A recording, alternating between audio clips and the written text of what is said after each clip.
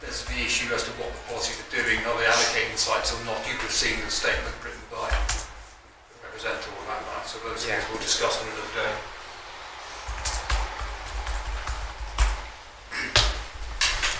Okay.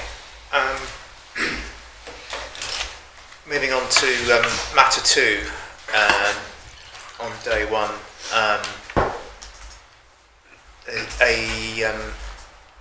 We've already updated the Appendix C of the hearing statement with the status of the sites. Yeah. So I hope that's appropriate. We've got the table 23 of the hearing statement. It needs explanation, I think, particularly in response in respect of the figure for the 5-year housing land supply, the 6,887, I think it was.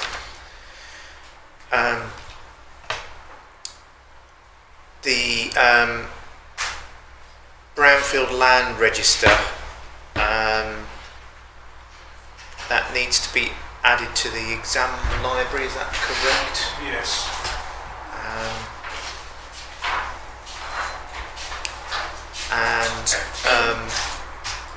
We were looking at potentially a modification in terms of the policy relating to self-build and custom build as regards the start date and the marketing period, as well, I think, as the length of time that a site would remain vacant. So that will necessitate a main modification, I would imagine.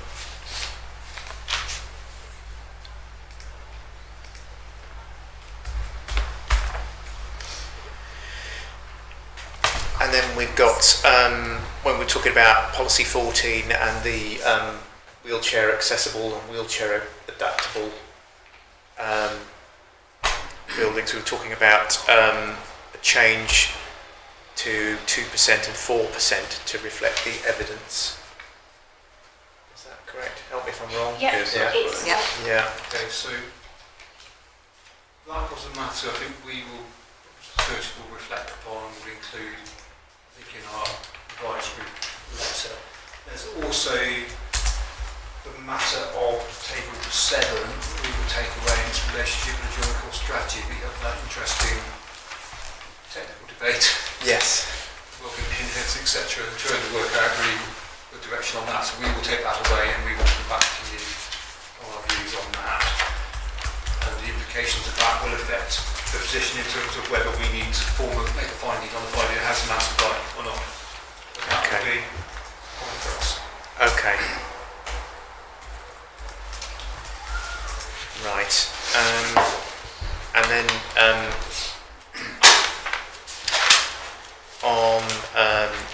then we got on to the matter 3, gypsies and travellers and travelling show people. That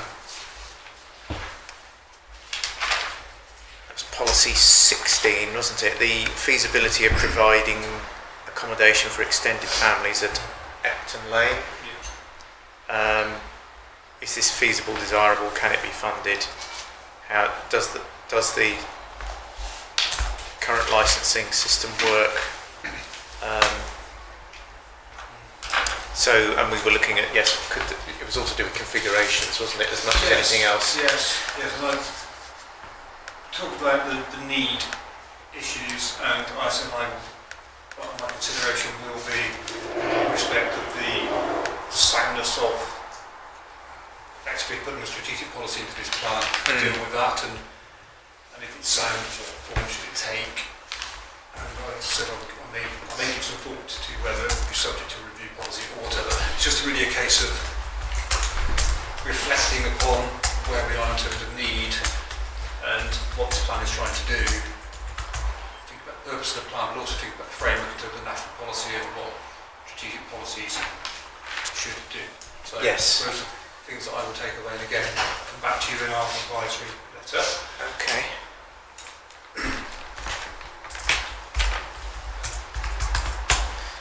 Okay, and then we get on to matter 4, and we've got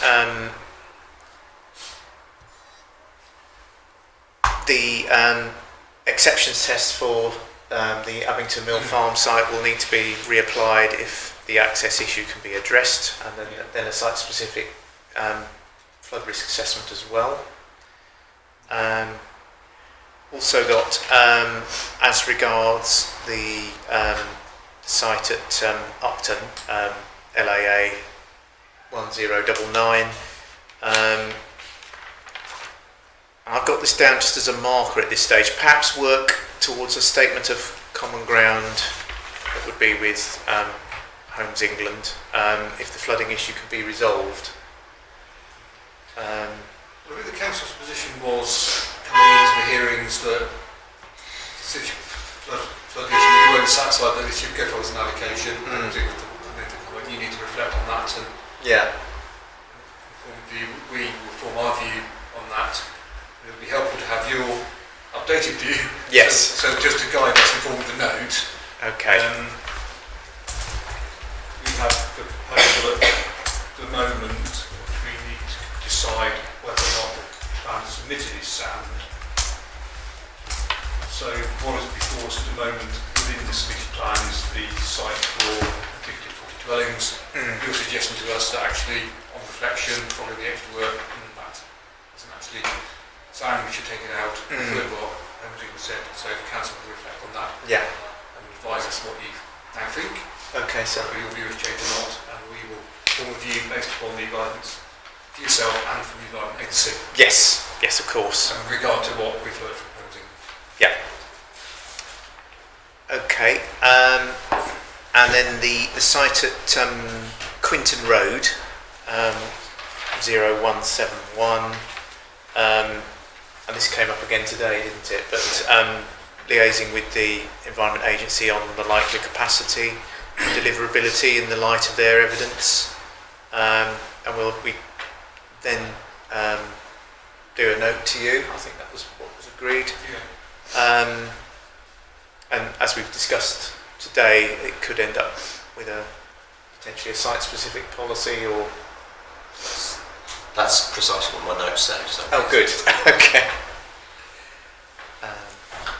So that would be a main mod as well, really, Yeah. isn't it? So I think the note to us would be really to set out the view on it, where you might get to talk to the Environment Agency.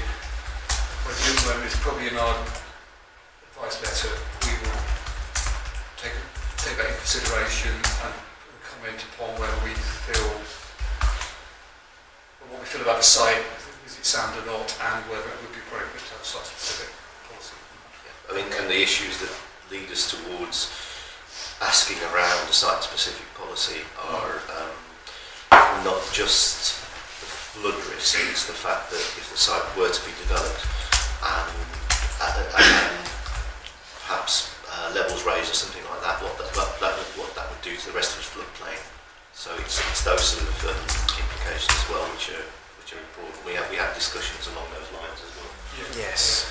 So it's a note now, we will then consider it, and our response might be that we may invite you to prepare a notification to address those points, and that's what we will then deal with in the iterative process for preparation Okay. of modifications. Okay.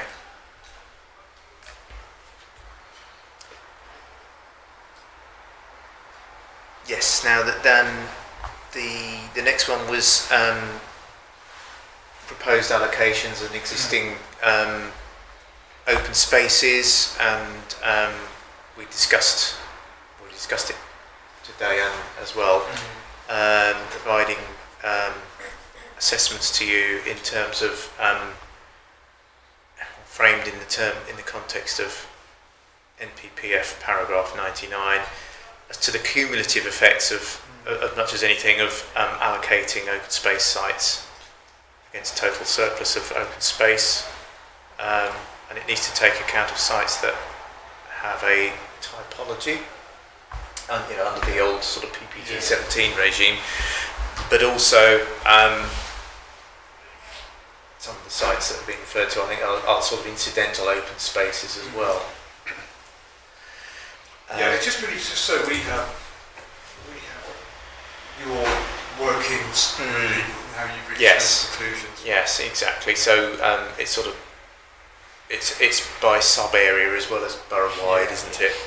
We need to start with the methodology and go site by site, I think. I think the key thing we were looking for there was whether the allocations for housing would send the area into deficit. Yes. I think that was the note. That's what my note says on that. Okay.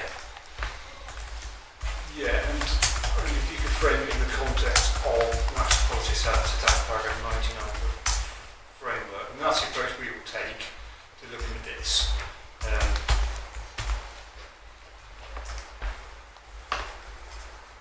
Sets out the layered approach to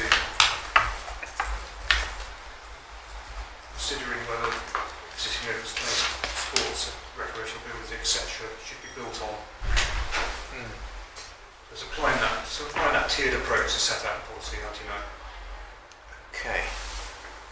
That's not a tiered approach, it's a freedom criteria.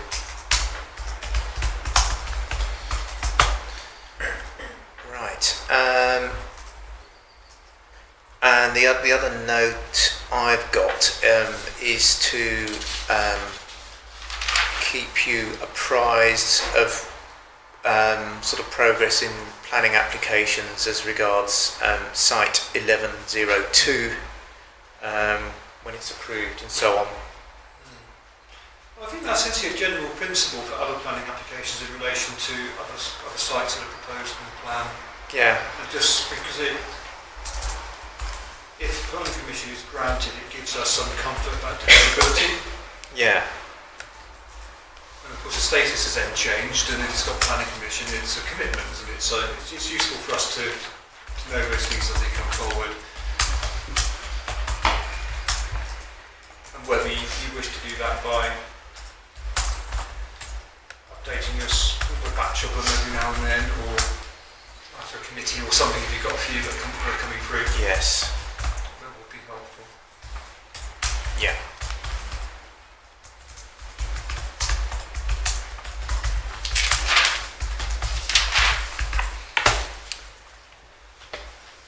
Okay, so then more on matter 4, we have the need for an updated statement of common ground with Homes England regarding the SANG, to say that illustrative material will form the basis of how that sort of gets implemented. Also got give thought to the inclusion of the SANG on the policies map. And also that you've asked us to think about including the criteria framework for a master plan in policy 41. So I guess a list of criteria that would set the bones of a master plan, and it needs to acknowledge the importance of views of the grade 2 listed church, because there's a sort of a topographical change, and access routes on foot.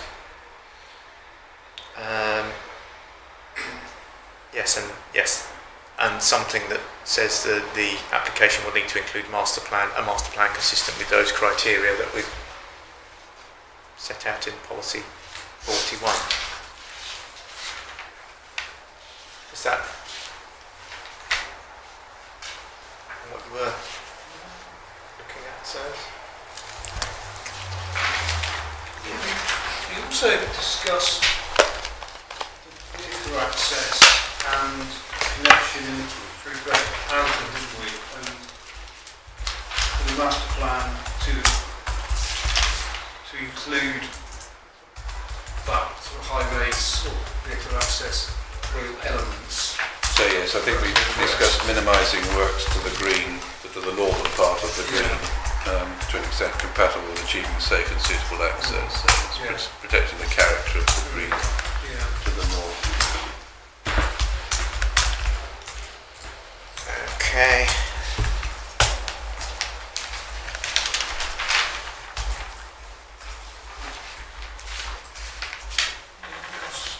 No. Okay.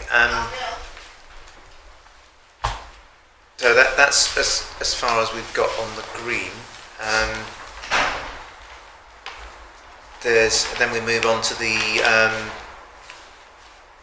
pre-app on the railway station site, and Ms. Banks was going to check when that was submitted, and we were also going to supply you with a note of when the Council's Cabinet considers the proposal for the multi-storey car park at the railway station site,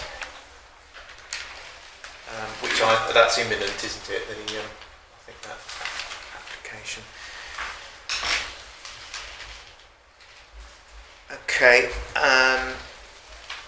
then moving on to today, we clearly need to make a main modification in respect of policy 43 regarding the capacity of the Ransom Road site, to ensure it refers to 500, and also add a requirement that archaeological investigation is carried out prior to any planning application.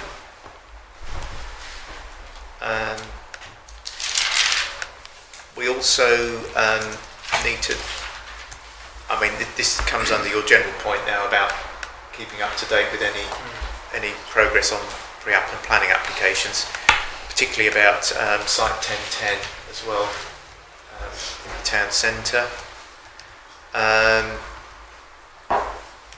And also that there is, probably could do with clarifying this, my note says further work to do on the functionally linked land issue for the site at Hardingstone. So that really is, I think that's about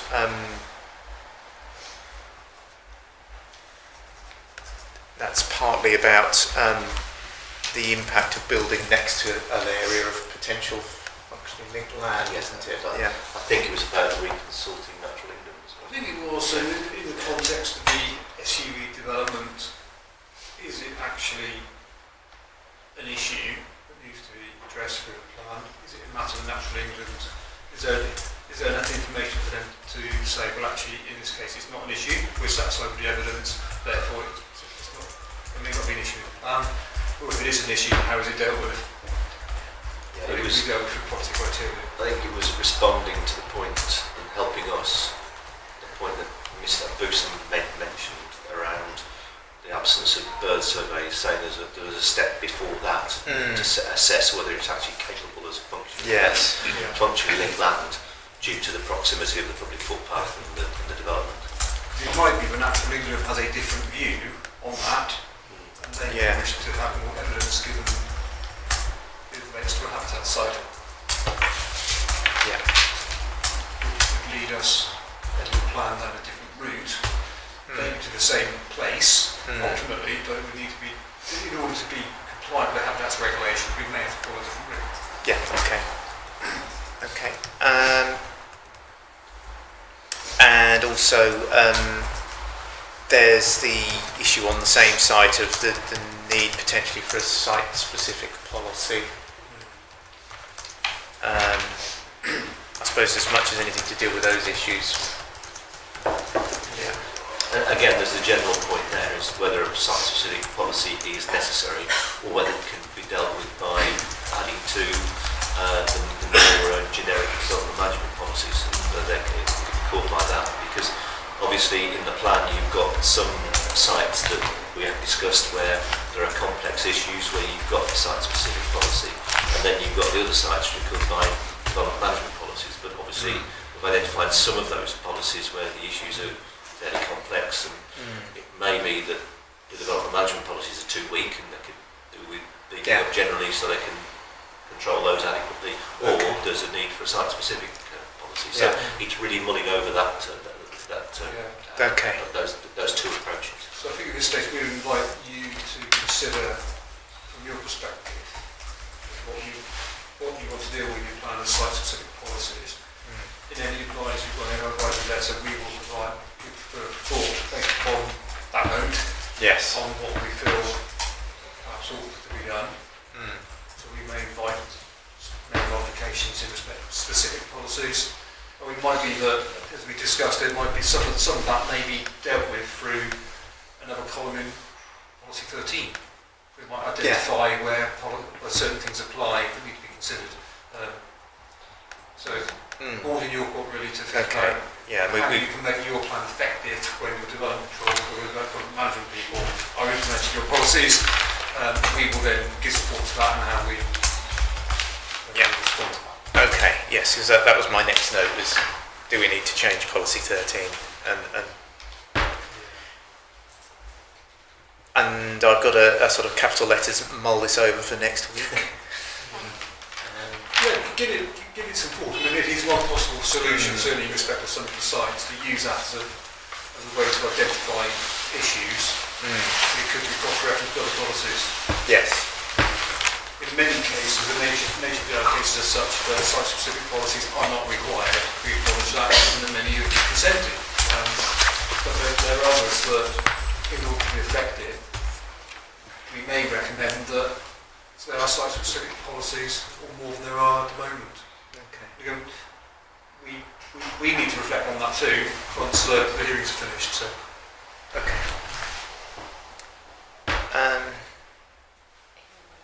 Okay, yes, that's been covered, hasn't it? Yeah. Right. And then going on to this afternoon, covering a bit the same ground we just discussed, but as regards the sort of western extension to the Northampton South SUE, consider if we need a site-specific policy, perhaps to cover air quality and noise. And then I've said, could these matters be adequately covered by other policies or other additions to policies inserted into the plan, which is the same point again, really, isn't it? And then we've got on the site 1100, the Hill Farm Rise site. We've got perhaps have a site-specific policy and also include a development principles diagram, taking into account network rails, parameters, and I think wildlife considerations as well. Yeah. So I guess if we're going to have to include, if we feel that the soundest way is to include a diagram, then that follows there'd be a site-specific policy as well, doesn't it? That would help us form a view on the soundness of 50%. Yes. We need to go in and think about the soundness of that. What is the justification for that? You've explained the rationale behind that. We would assume, I think, that the council has areas in mind that should not be developed as a result. And you've explained the local wildlife site and the operational railway plan. Yes. So if that's the case, to be effective, perhaps a plan should show that. Just set that out. Yes. Okay. And then, yes, then we're back to Abington Mill Farm again. We've covered this ground a bit already, but need evidence to show that that safe access to the site is feasible. So that's going to need some sort of engineering input, really, isn't it? Or EA input, anyway. Yeah, so I think it's really talking to your highways colleagues about that and giving some thought to the areas that are subject to flood, can an access road put across that land and a compliant connection be made to the highway network at that point. Yes. So if that's the case, safe access can be so if asset exit can be provided to the site, that will solve the exceptions test issue. Yes. There's a question about high-risk connection to the north. That would be something that is not on the plan at the moment, and certainly there's been no consultation of local people on that. It may be that people to the north might have a view on that. Yes. And also there may be issues to do with the exceptions test about that. So if that were to be a conclusion, we would need to think about giving people the opportunity to comment on that. It would be different to what people have not commented on at the moment, to be to be fair to people. Okay. And if we can have some comfort that access is feasible, say from the west, some thought would need to be given as to how the site that would be expressed in the policies map. Yes. And how that will be expressed through the policy. Would it need a site-specific policy in order to be clear? Yes. In those regards. So there's a number of stages there. If the council wishes to pursue, our point is we haven't got the evidence to be convinced if the exceptions test has passed. It may or may not be feasible to provide that access. We haven't got the evidence at the moment. If the council wishes to provide that evidence, good, we'd like to do that. If it cannot be provided, we'll have to make a view on the evidence before us. Absolutely. Yeah. Understood. What we don't want to do, and we will set this out in an advisory letter, we don't want to invite significant amounts of additional work that could cause undue delay to the process. The council obviously seems keen on getting a plan in place, and we need to think about the consequences of anything we might request you to do at this stage, which could have other consequences for the plan if there's a need for further consultation and certainly further work to have taken. Yes, I understand that. Okay, and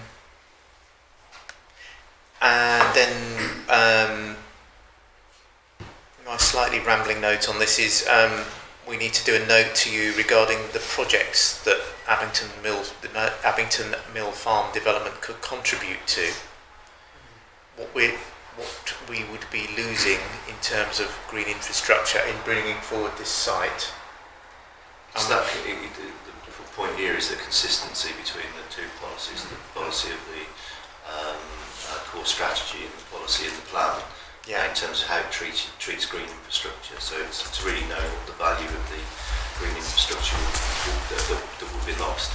Yeah, and we're not looking for a detailed scheme at this stage, because this is the development plan stage, isn't it? But it's setting the parameters. Yeah, it should already be in the information that you got. It's about drawing that together and letting us understand those points. Because ultimately, if we were able to conclude that the site is sound, I think we would expect to see a criteria in a criteria-based policy that sets out what could be achieved in order for it to be consistent with the draft policy. Okay.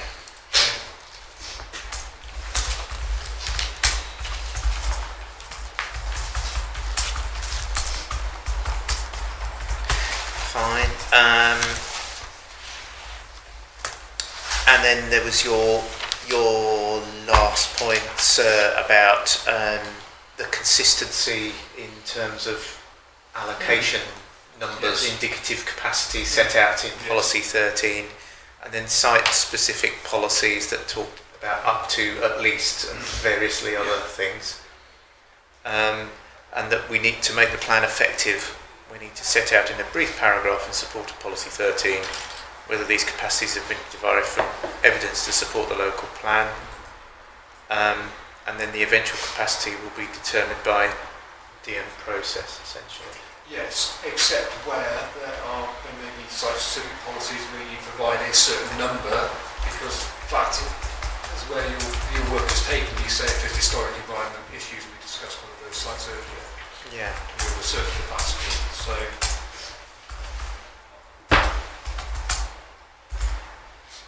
the plan just needs to be clear as to what is being intended and where the decision will be taken as to what will happen on the site.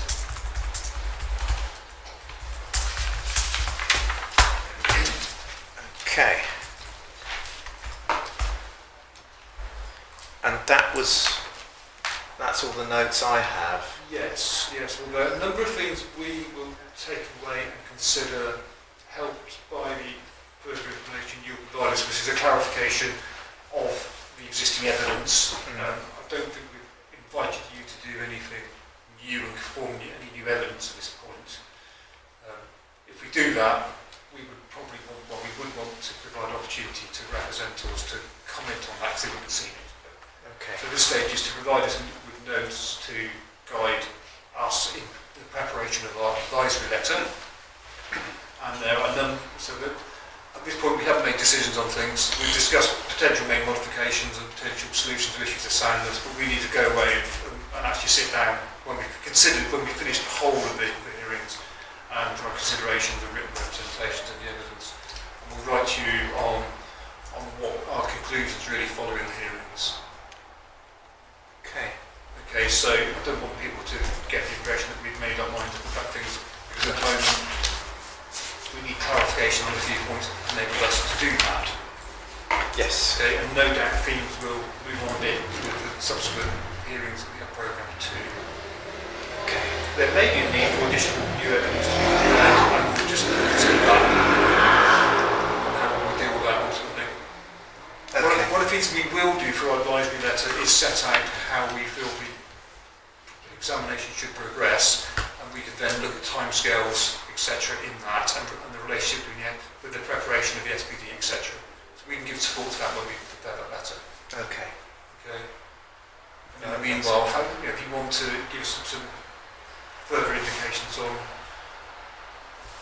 the council's preferred timescales, assuming that the plan can be made sound, we can discuss that the next time we meet, so we can have an indication on what the council thinks that the trajectory would be for the preparation of the plan, so we know what you're working to. And if we are in a position then to progress a plan to adoption with changes, I'm happy to speak in these terms because we haven't finished our consideration yet. We will do our best endeavours to ensure that's met. If it helps, I've just consulted my timetable plan for the mitigation strategy and aiming to get it to cabinet the 12th of April next year. Yeah, thinking of that, if you think it through, by the time we draft the initial letter, provide it to you, invite you to start preparing main modifications, assuming we'll be finding the sound, and assuming we're not finding any further additional work is needed, it takes time to do that.